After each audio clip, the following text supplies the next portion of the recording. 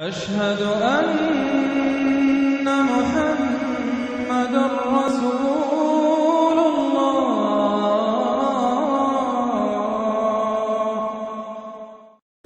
کہ منہج انقلاب محمدی کے دو حصے ہیں۔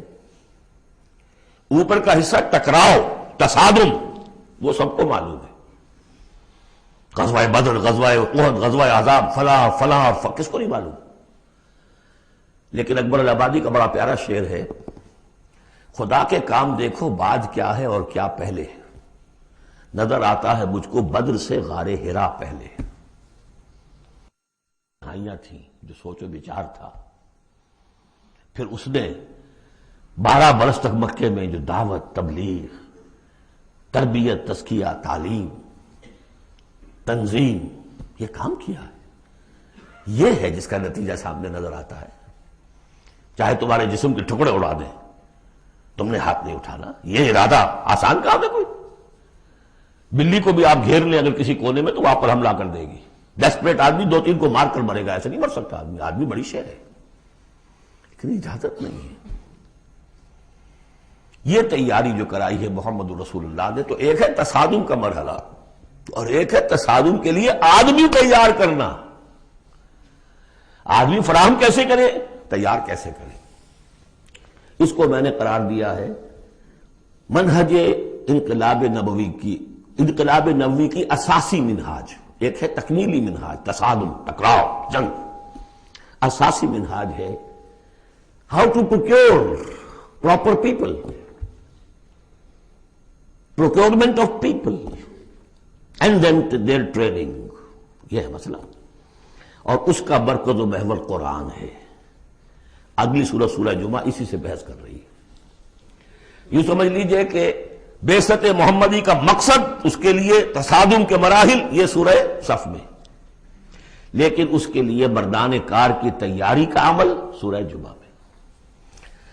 بسم اللہ الرحمن الرحیم، یسبح للہ ما فی السماوات وما فی الارض الملک القدوس العزیز الحکیم، هو الذی بعث فی الامیین رسولا منہم یتلو علیہم آیاتہ ویزکیہم ویعلمہم الکتاب والحکمہ۔ اب دیکھیے آپ، جیسے وہ آیت 3 دفعہ آ چکی تھی، یہ چوتھی مرتبہ آ رہی ہے۔ وہ بنیادی طریقہ کار کیا تھا؟ قرآن کی تلاوت۔ قرآن اس مقناطیس کے مانند تھا کہ جس کے اندر جس کی روح بیدار ہے اس کو کھینچ لے گا۔ یہ ہے آپ کا آلہ دعوت۔ اب آپ کے پاس وہ آ گئے جو سلیم الفطرت، کسی درجے میں سلام، جن کی زیادہ سلیم الفطرت اور زیادہ جو ہے وہ فوراً آ گئے۔ کچھ کو تھوڑا سا وقت لگا، پھر کچھ اور وقت لگا، کچھ اور وقت لگا، تو 12 برس میں مکے کی جو ہے وہ ہانڈی کے اندر پوری طرح بلو کر نکال لیا گیا۔ اور جو نکالا پھر ان کی تربیت، ان کی تعلیم اسی کتاب سے، حکمت قرآن پر بیس کر رہا ہے سارا پروسیس۔ تربیت بھی قرآن سے، تزکیہ بھی قرآن سے، دعوت بھی قرآن سے، تذکیر بھی قرآن سے، تبشیر بھی قرآن سے، انذار بھی قرآن سے۔ تذکیر، انذار، تبشیر، اس سے دعوت ہو گئی، اور شفاء لما فی الصدور، دل کے اندر کی جو روگ ہے ان کا علاج۔ یہ دل کا روگ ہے کیا؟ دنیا کی محبت، اللہ خیر صلی اللہ، مال کی محبت، اولاد کی محبت، سب کیا ہے؟ ہاتھی کے پاؤں میں سب کے پاؤں دنیا کی محبت۔ یہ قرآن نکال دیتا ہے۔ هو الذی بعث فی الامیین رسولا منہم، وہی ہے جس نے بھیجا، اٹھایا امیین میں سے ایک رسول، انہی میں سے۔ یتلو علیہم آیاتہ، ان کو پڑھ کر سناتا ہے اللہ کی آیات، یہ وہ مقناطیس۔ وَيُعَلِّمُهُمُ الْكِتَابَ وَالْحِکْمَةَ، ان کو تعلیم دے رہا ہے کتاب اور حکمت کی۔ وَيُزَكِّيهِمْ وَيُعَلِّمُهُمُ الْكِتَابَ، وہ تزکیہ کر رہا ہے۔ تلاوت آیات کے ذریعے سے غلط نظریات ختم ہوئے، غلط نظریات ختم ہوئے۔ ان غلط نظریات پر جن ہمارے اعمال کی بنیاد تھی، ہر عمل کے پیچھے کوئی نظریہ ہے، کوئی ویلیو ہے جو آپ کے ذہن میں ہے، جس کے تحت آپ کوئی بھاگ دوڑ کر رہے ہیں، کوئی عمل کر رہے ہیں۔ وہ ویلیو غلط ہے تو عمل غلط ہوگا، ویلیو صحیح عمل صحیح ہوگا۔ قرآن نے ویلیو آپ کی صحیح کر دی، تو گویا کہ اب یہ برے اعمال، بری عادات، یہ جیسے پت جھڑ میں پتے جھڑ جاتے ہیں، خود ہی جھڑ جائیں گے، کیسے رہیں گے؟ اندر سے تو غذا ہی نہیں مل رہی، اندر تو جڑ ختم ہو گئی ان کی۔ یہ ہے تزکیہ۔ اور پھر تعلیم کتاب و حکمت، اب انہیں سکھاؤ، احکام دو، اور بڑی گہری بصیرت والی باتیں بھی سکھا، وہ سب کے لیے نہیں ہے۔ اس کو وہ کہتے ہیں جیسے کہ ہمارے ہاں عربی مدارس میں بھی اب ہے شعبہ تخصص، خارج و تحصیل تو تم ہو گئے، اب تخصص کرو۔ یہ اصل میں تعلیم حکمت جو ہے یہ محمد رسول اللہ کی تعلیم کا اور تربیت کا شعبہ تخصص ہے، یہ سب کے بس کا روگ نہیں ہے۔ وَمَن يُؤْتَ الْحِكْمَةَ فَقَدْ أُوتِيَ خَيْرًا كَثِيرًا يُؤْتِي الْحِكْمَةَ مَن يَشَاءُ وَمَن يُؤْتَ الْحِكْمَةَ فَقَدْ أُوتِيَ خَيْرًا كَثِيرًا۔ یہ اللہ تعالیٰ کسی کسی کو صلاحیت دیتا ہے۔ وَإِن كَانُوا مِن قَبْلُ لَفِي ضَلَالٍ مُبِينٍ، اور یقیناً اس سے پہلے تو وہ کھلی گمراہی میں تھے۔ وَآخَرِينَ مِنْهُمْ، اور محمد کو بھیجا ہے اللہ نے صرف امیین کے لیے نہیں، اوروں کے لیے بھی جو ہے تو انہی میں سے پوٹینشلی لما يلحقوا بهم، ابھی ان میں شامل نہیں ہوئے۔ حضور سے ان کے بارے میں پوچھا گیا، حضور نے مجلس میں بیٹھے ہوئے تھے، سلمان فارسی ان کے کندھے پر ہاتھ رکھا، فرمایا حکمت اگر سریا پر بھی ہوگی تو اس کی قوم کا کوئی شخص اسے لے آئے گا۔ اور کم سے کم یہ کہ تمام جو حنفی مسلمان علماء وہ سمجھتے ہیں کہ اس حضور کی حدیث کا مصداق امام ابو حنیفہ ہے رحمۃ اللہ علیہ۔ بہرحال اس میں کوئی شک نہیں کہ ایرانی قوم جو ہے بحیثیت مجموعی بہت ذہین فتین، فلاسفر ایک سے ایک بڑھ کر، متکلم سارے کے سارے ایرانی ہیں۔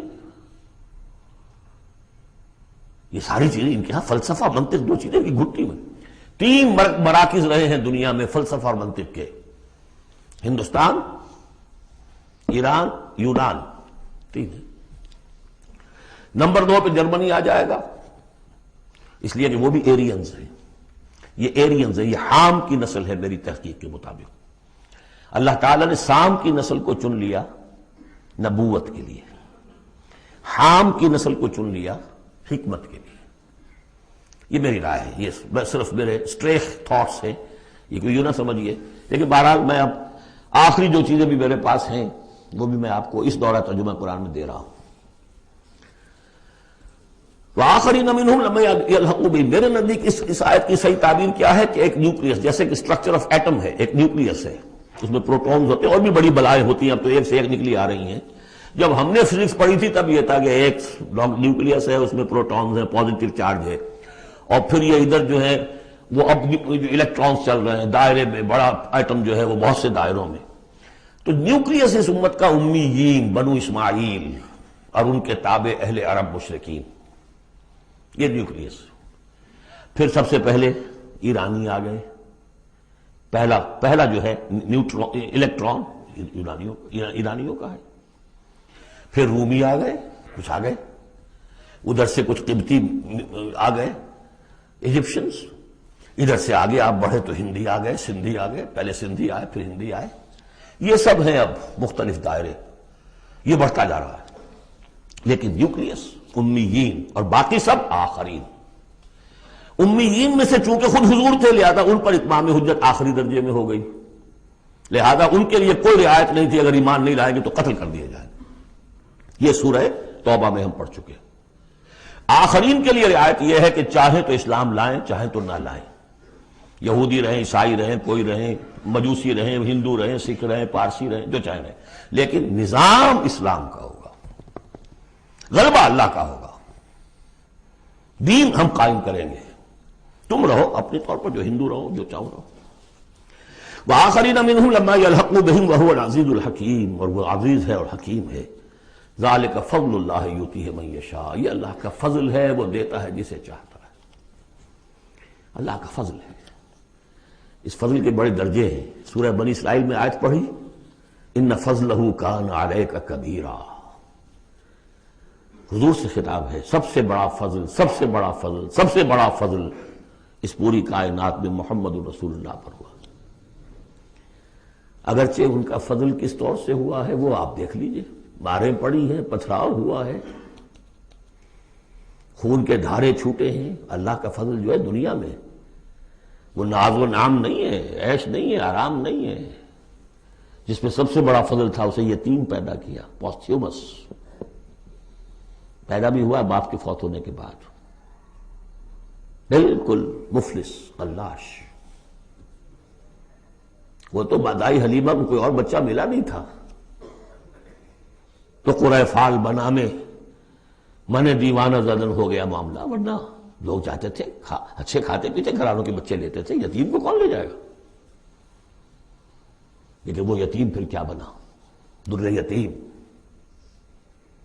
ووجدک ضالا فہدی ووجدک عائلا فاغنی الم یجدک یتیما فآوی. پھر جو کچھ ہوا ہے سخت، آپ کا جو نوجوانی کا دور ہے، سخت مشقت مزدوری. آپ کہتے ہیں میں قریش کی بھیڑیں بکریاں چند ٹکوں کی مزدوری پر چلایا کرتا تھا. قرارید، درہم و دینار نہیں، قرارید، ٹکے پیسے. بہرحال یہ دنیا کا معاملہ اور ہے. فرمایا وآخرین منہم لما یلحقوا بہم وہو العزیز الحکیم ذالک فضل اللہ. یہ میں بیان کر رہا تھا فضل کبیر بلکہ فضل اکبر تو ہوا حضور پر.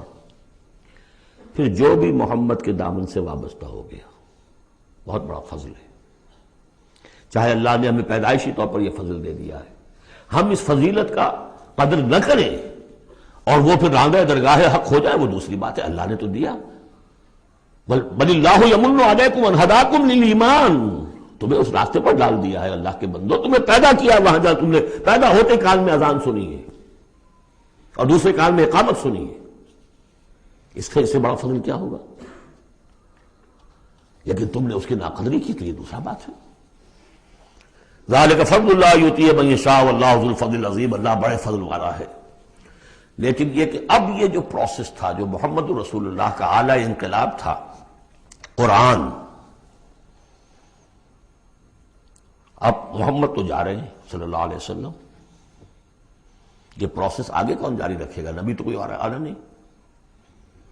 لہذا حضور نے کہا خطبہ حجۃ الوداع میں قد ترکت فیکم ما ان تمسکتم بہ او اعتصمتم بہ لن تضلوا ابدا کتاب اللہ. میں چھوڑ کر جا رہا ہوں. یہ محمد کے قائم مقام ہے یہ قرآن. یہ عصائے موسیٰ سے 100 گنا بڑا معجزہ ہے. عصائے موسیٰ صرف موسیٰ کے ہاتھ میں تھا تو معجزہ تھا. بعد میں تو وہ لٹھیا کی لٹھیا ہے اور کیا ہے، پڑا ہوگا کسی ٹرنک کے اندر شاید ہو اب بھی، جیسے کہ کہتے ہیں یہودی ہے لاٹھی ہے. اب وہ سانپ تو نہیں بنے گا کسی کے لیے. یہ معجزہ ہے جو ہر ایک کے ہاتھ میں آ سکتا ہے، بشرطے کہ اس کا حق پہچانے، اس کا حق ادا کرے، اس کی قدر و قیمت کو جانے. افبہذا الحدیث انتم مدہنون وتجعلون رزقکم انکم تکذبون. اس کے ساتھ تمہارا یہ معاملہ ہے، یہ مداہنت ہے. دنیا بھر کی زبانیں سیکھ لو، دنیا بھر کے علوم سیکھ لو، اتنی عربی نہیں کہ قرآن مجید کو براہ راست سمجھ سکو. اور اگر یہ قرآن تمہیں پوزیس کر لے گا تو خدا کی قسم کھا کر کہتا ہوں کہ کسی اور کام میں دل نہیں لگے گا آپ کا. یہ کیا کام ہے؟ گھس گھس گھس گھس گھس کر کے تنخواہ ہو گئی 30,000 40,000 50,000 تنخواہ لے کے آ گئے. بس یہی ہے. Were you created for that? ابراہیم بن ادم کا آپ نے سنا ہوگا نام. بادشاہ تھے کسی علاقے کے، شکار پر گئے ہوئے تھے تو وہاں کہیں آواز انہیں سنائی دی، کسی فرشتے کی تھی یا یہ کہ خود ان کے اپنے دل کی آواز تھی. یا ابراہیم لہذا خلقت ام لہذا امرت. اے ابراہیم سوچو، کیا اس کام کے لیے تمہیں پیدا کیا گیا تھا؟ کیا تم اس کام کے لیے پیدا کیے گئے تھے اور تمہیں اس کام کا حکم ہوا تھا شکار کھیلو جا کر؟ بس وہی سے کایا پلٹ ہوئی. تو سوچنے کی بات ہے. اب ترتیب بتا رہا تھا اصل میں، ورنہ بات لمبی ہو جائے گی، کہ اب یہ قرآن کے بارے میں تمہارا طرز عمل کیا ہوگا. تصویر دکھائی جا رہی ہے پھر سابقہ امت کی، انہیں بھی ہم نے دی تھی کتاب تورات. مثل الذین حملوا التوراۃ ثم لم يحملوها كمثل الحمار يحمل اسفارا. مثال ان لوگوں کی جو حامل تورات بنائے گئے پھر وہ اس کے حامل ثابت نہ ہوئے. اور حمل میں خاص ایک بات ہے، حمال کسے کہتے ہیں؟ بوجھ اٹھا کر ایک جگہ سے دوسری جگہ لے کر جانا، حمال اسے کہتے ہیں.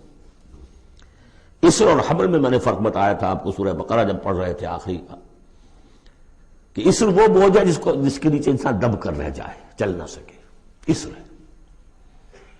اور حمل وہ ہے جس کو لے کر چل سکے. اب عورت کا بھی حمل ہوتا ہے، وہ لے کر چلتی ہے. بہرحال جب ایڈوانس پریگننسی ہوتی ہے، دکھ تو ہے، تکلیف ہے، واہنن علی واہنن تو ہے، چل سکتی ہے. اسی طرح حمال ہے، وہ لے کے جا رہا ہے. تو تو حملوا التوراۃ، یہ اللہ تعالیٰ جس کو یہ کتاب دیتا ہے، حامل بناتا ہے، اس کو ذمے سے پہنچاؤ. لتبیننہ، تمہارا فرض ہے اسے واضح کرو، اسے عام کرو. یا اہل القرآن، حضور نے فرمایا ہے قرآن والو لا تتوسدوا القرآن، قرآن کو تکیہ نہ بنا لینا. ایک ذہنی سہارا ہمارے پاس اللہ کی کتاب ہے. 40 من سونا ہم نے لگا دیا ہے اس قرآن کو تاروں سے لکھنے پر. معلوم ہے آپ کو، رکھا ہوا ہے ہمارے ہاں. ایوبی دور کی یادگار، لاہور میں جو اسمبلی چیمبر کے باہر جو ہے، چاہیے دیکھ لیجیے. میں نے تو آج تک نہیں دیکھا. مجھے تو یہ قرآن بہت اچھا لگتا ہے اپنا. جامع جم سے یہ میرا جامع صفات اچھا ہے، بشرطے کہ اس قرآن کے ساتھ آپ کا تعلق ہو ذہنی اور قلبی اور روحانی. بہرحال قرآن مجید کے حامل بنائے گئے تھے اس لیے کہ اوروں تک پہنچاؤ. ثم لم يحملوها، انہوں نے نہیں اٹھایا. کمثل الحمار، ان گدھوں کے مانند ہیں. يحمل اسفارا، جو کتابوں کا بوجھ اٹھائے پھر رہا. مکالمات فلاطن بھی لکھ دیجئے آپ، باندھ کر گشڑی رکھ دے، انسائکلوپیڈیا برٹانیکا پورا رکھ دے، گدھے کو کیا فائدہ اس سے. مثل القوم الذین کذبوا بآیات اللہ، مثال اس قوم کی جس نے اللہ کی آیات کو جھٹلایا. بے صاحب بہت بری ہے. اب یہ جھٹلانا میں پہلے واضح کر چکا ہوں سورہ واقعہ پڑھتے ہوئے. یہ جھٹلانا ہے، یہ ہمارا قرآن کو جھٹلا رہے ہیں ہم اپنے عمل سے. ایک شخص آپ سے پوچھے گا آپ قرآن کو اللہ کا کتاب مان دیا؟ میں مانتا ہوں. آپ نے کبھی پڑھا اس کو؟ آپ 7 سمندر کا سفر پار کر کے یہاں MBA کرنے تشریف لے آئے ہیں امریکہ میں. MBA معلوم ہوتا ہے کہ کوئی پتہ نہیں، کوئی جنت کی کوئی سیٹ ہے کیا ہے. قرآن آپ نے نہیں پڑھا تو کیسا ایمان ہے آپ کا قرآن پر؟ کیا جواب دیں گے؟ تکذیب کر رہے ہیں اپنے عمل سے. بئس مثل القوم الذین کذبوا بآیات اللہ واللہ لا یہدی القوم الظالمین. اللہ ایسے ظالموں کو زبردستی تو ہدایت نہیں دیتا. اللہ کی ہدایت ایسی گھٹیا شے تو نہیں ہے، اتنی حقیر شے تو نہیں ہے. اب دیکھیے 4 آیتیں، یہ یہاں پر بھی 4 4 جمع 3 کی تقسیم ہے. 4 آیتیں پوری ہو گئی تھی. حضور کی بعثت 2 میں ہے. امیین نیوکلیس ہے، آخرین سب الیکٹرانز ہیں اس کے چاروں طرف. یہ ملٹی نیشنل امت ہے. ملٹی نیشنل فرمز تو آپ کو معلوم ہے، ملٹی نیشنل. جبکہ سابق جو امت تھی بنی اسرائیل، وہ یونی ریشیل، ایک نسل کی. یونی ریشیل، یونی نیشنل، یہ multi racial, multi national. Hindi بھی، فارسی بھی، ایرانی بھی، ترک بھی، چینی بھی. اب تو دنیا کا میں نہیں سمجھتا کہ کوئی قوم رہ گئی ہو، کوئی نسل رہ گئی ہو جس میں کچھ نہ کچھ مسلمان موجود نہ ہوں. اور دوسری بات یہ کہ حضور کا بنیادی کیا ہے؟ اعلی دعوت، اعلی تربیت، جس سے کہ مردان کار تیار کیے جو جہاد اور قتال کریں گے، وہ ہے قرآن. اب آگے 4 آیتوں میں وہ جو طرز عمل ہمارا ہو گیا اس کی تصویر دکھائی جا رہی ہے بنی اسرائیل کے طرز عمل میں. مثل الذین حملوا التوراۃ ثم لم يحملوها كمثل الحمار يحمل اسفارا بئس مثل القوم الذین کذبوا بآیات اللہ واللہ لا یہدی القوم الظالمین.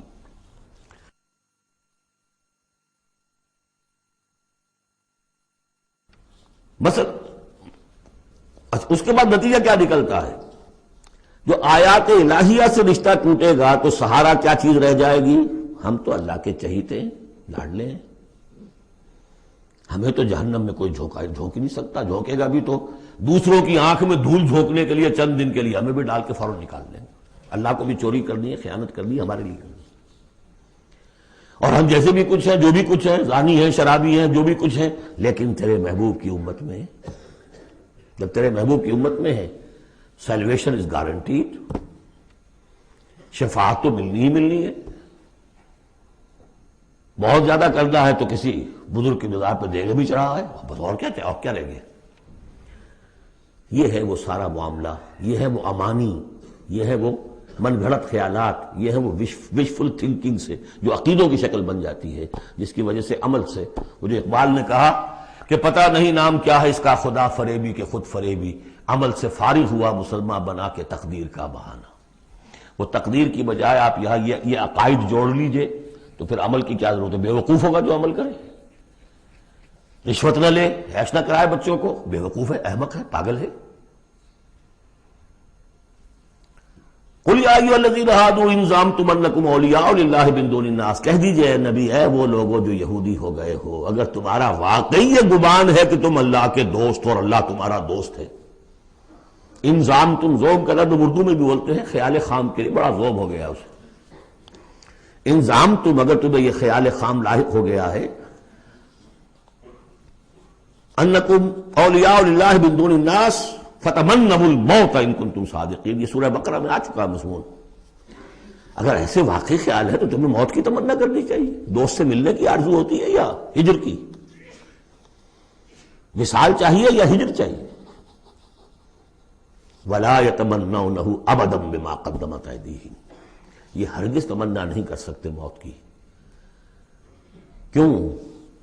بسبب اس کے جو ان کے ہاتھ آگے بھیج چکے ہیں، انہیں معلوم ہے ہم نے کیا کرتوت آگے بھیجے ہیں۔ بل الانسان علی نفسہ بصیرہ، انسان کو خود معلوم ہے کہ میں کیا کچھ بھیج چکا ہوں، کیا کیا کمائیاں کی ہیں، کیا کیا حرام خوریاں کی ہیں، وہ سارے کے سارے جو ہیں وہ تو آگے بھیجے ہوئے ہیں۔ واللہ علیم بالظالمین، اللہ ان ظالموں سے خوب واقف ہے۔ قل، اے نبی ان سے کہہ دیجئے، ان الموت الذی تفرون منہ فانہ ملاقیکم، وہ موت جس سے تم بھاگتے ہو وہ تم سے ملاقات خود فرما لے گی۔ تم بھاگتے رہو، انہ ملاقیکم، وہ آن کھڑی ہوگی سامنے۔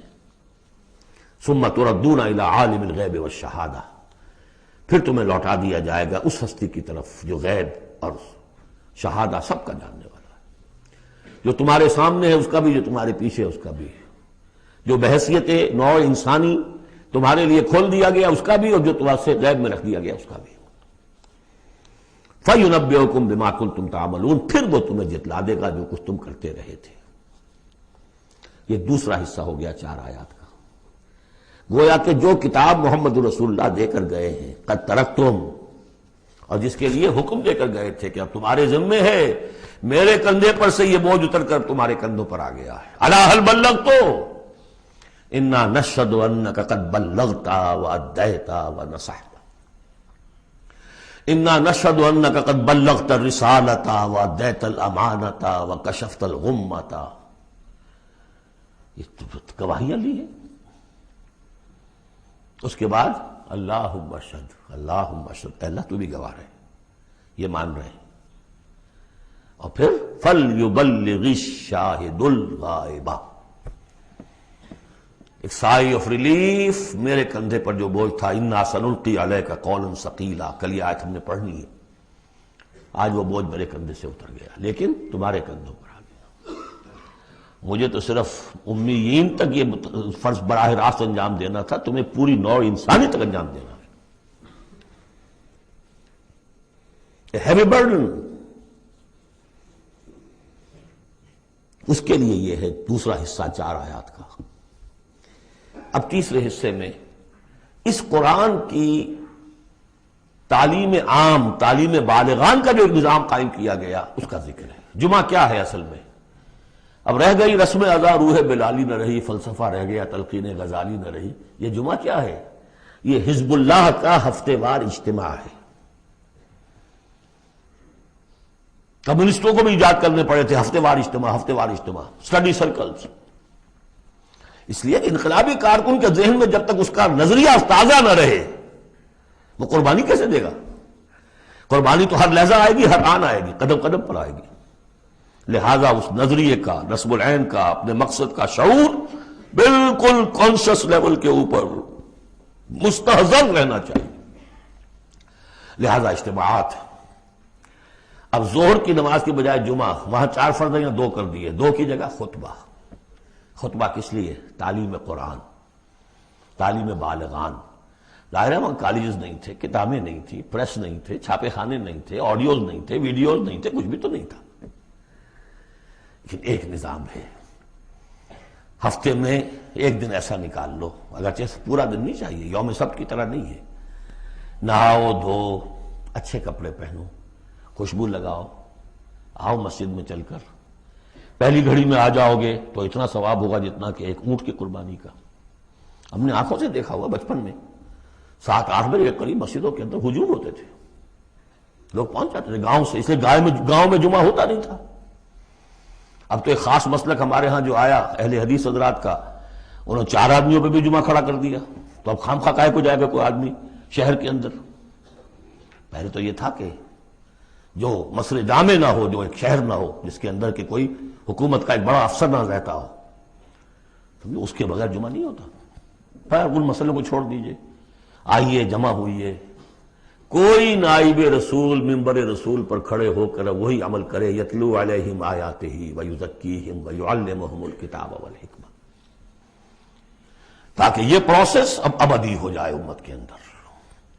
اس لیے جمعے کی یہ اہمیت ہے کہ فرمایا گیا کہ 3 جمعے بھی چھوڑ دو گے بغیر عذر کے لَيَخْتِمَنَّ اللَّهُ عَلَىٰ قَلْبِهِ، اس شخص ایسے شخص کے دل کے اوپر اللہ تعالیٰ مہر کر دیتا ہے۔ لیکن بات یہی ہے کہ وہ ساری حکمت ختم، وہ مقصد ختم، نہ وہ مقصد ہے، رہ گئی رسم اذاں روح بلالی نہ رہی، اور فلسفہ رہ گیا تلقین غزالی نہ رہی۔ جمعہ ہے پھر بھی کھنڈر بتا رہے ہیں عمارت عظیم تھی، اب بھی جو اہتمام ہوتا ہے جمعے کے لیے کھنڈر ہی صحیح، لیکن بتا رہے ہیں کہ یہ کتنی بڑی عظیم عمارت تھی۔ بس اب ترجمہ کر لیجئے، وقت بہت کم ہے، جو اس کا ربط ہے وہ میں نے بیان کر دیا۔ یا ایھا الذین آمنوا اذا نودی للصلاۃ من یوم الجمعۃ فاسعوا الی ذکر اللہ وذروا البیع، اے ایمان والو جب تمہیں پکارا جائے نماز کے لیے یوم دن جمعے کے دن، یعنی جمعے کی نماز کے لیے، تو لپکو اور دوڑو ہر طرح کے کاروبار کو چھوڑ کر اللہ کے ذکر کی طرف، اور چھوڑ دو کاروبار۔ اور یہاں ذکر سے مراد نماز تو ذکر ہے ہی، اصل میں خطبہ ہے۔ ذالکم خیر لکم ان کنتم تعلمون، یہی تمہارے لیے بہتر ہے اگر تم علم رکھتے ہو۔ فاذا قضیت الصلاۃ فانتشروا فی الارض وابتغوا من فضل اللہ، یہودیوں کا جو یوم سبت والی وہ سختی نہیں ہے، صبح کا زیادہ وقت تو مطلوب ہے کہ لگے اس کام میں، لیکن جمعے کے بعد پھر آپ جائیں پہ کام میں لگیں۔ یہی میں نے کہا تھا نواز شریف صاحب سے کہ آپ کو جمعے کی آدھی چھٹی کرنی ہے تو بعد کی چھٹی کیجئے، پہلے کی چھٹی کیجئے، بعد میں لوگوں کو دفتر بلا لیجئے، کام کرائیے ان سے، قرآن کے مطابق تو وہ ہوگا۔ جب نماز ادا ہو چکے اب تم زمین میں منتشر ہو سکتے ہو، جاؤ اللہ کا فضل تلاش کرو، ابتغوا من فضل اللہ واذکروا اللہ کثیرا لعلکم تفلحون، اور اللہ کو یاد کرو کثرت سے تاکہ تم فلاح پاؤ۔ وَإِذَا رَأَوْا تِجَارَةً، اب یہ دیکھیے یہ بھی کمزوری آ گئی جو مسلمانوں کے اندر ایک پیدا ہوئی تھی، اس کا طرف اشارہ کر دیا گیا اس صورت میں بھی۔ جب انہوں نے دیکھا کوئی تجارت کا معاملہ یا کوئی اور کھیل کود، انفضوا الیہا، تو خاص منافقین جو تھے وہ دوڑ کے چلے جاتے تھے، وترکوک قائما، اور آپ کو چھوڑ جاتے تھے کھڑے ہوئے۔ اور اس لیے کہ عام خیال یہ ہے کہ عام طور پر پہلے جو ہے خطبہ جیسے عیدین میں بعد میں ہوتا ہے، ایسے ہی جمعے کا خطبہ بھی بعد میں ہوتا ہے، سمجھا انہوں نے نماز تو ہو گئی چلو۔ فرمایا نہیں، قل ما عند اللہ خیر من اللہو والتجارہ، ان سے کہہ دیجئے جو اللہ کے پاس ہے وہ کہیں بہتر ہے اس کھیل کود سے بھی، تجارت سے بھی، واللہ خیر الرازقین۔